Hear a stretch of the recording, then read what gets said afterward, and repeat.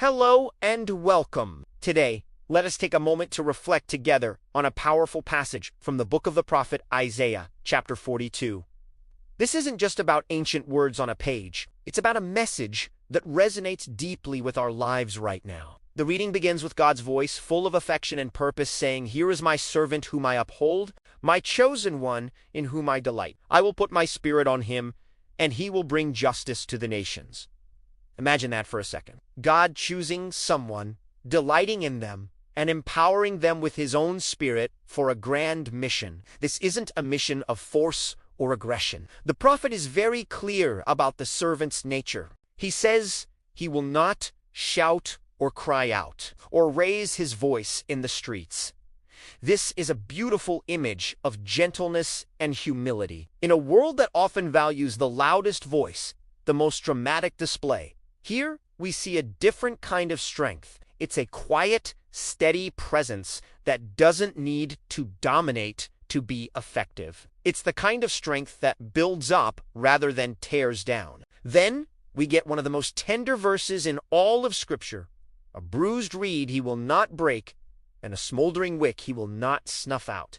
Think about what that means. A bruised reed is something fragile, easily snapped and discarded. A smoldering wick is a flame that's barely alive, almost extinguished. The servant esmisha isnt, to crush what is already broken or to put out the last flicker of hope. Instead, he protects it, he nurtures it. He sees value in the fragile and hope in the fading. How often do we feel like that bruised reed, bent by the pressures of life, or like that smoldering wick?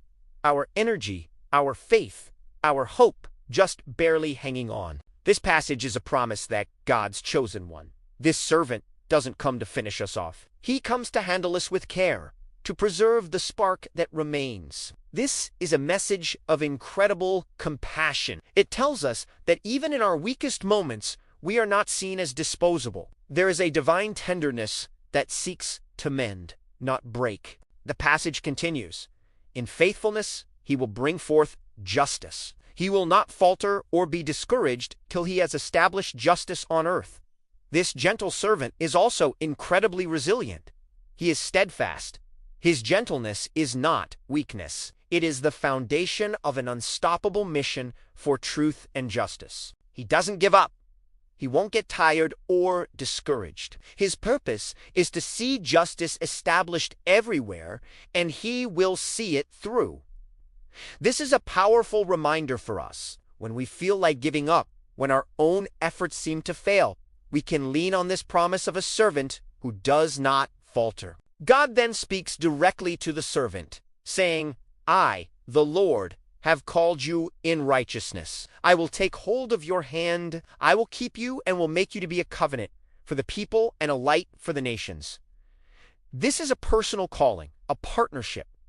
God doesn't just send the servant out alone. He takes him by the hand, promises to keep him, and gives him a profound identity. He is a covenanta, living, breathing promise of God's relationship with humanity.